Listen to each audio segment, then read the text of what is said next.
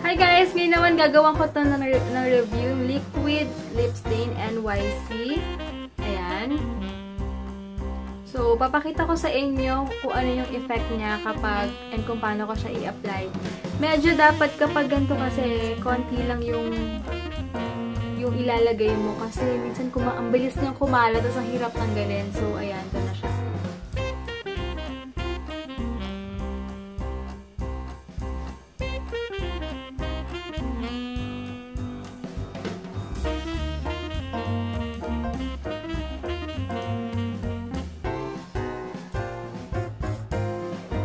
Ayan. So, ayan siya guys.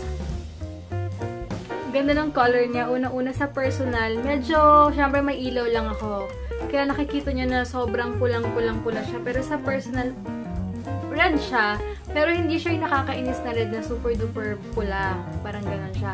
And maganda nga dito guys, diba na may proof naman na maghapon ko siyang gamit. Hindi ako nag-retouch ulit or kung ano man. Hindi ako nag-retouch. And meron lang siyang parang stingy effect. Pero ewan ko, bakit ganito? Dahil lang ba sa lips ko? Pero hindi. Meron siyang stingy effect. Pero hindi naman siya nagtatagal masyado. And tignan nyo. Hindi siya nagta-transfer. Black.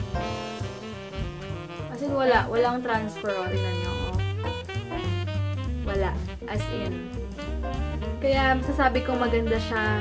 And, syempre, wala naman dito sa Philippines dito. So, for sure, sa ibang bansa or online, meron siya. Itong NYC na to.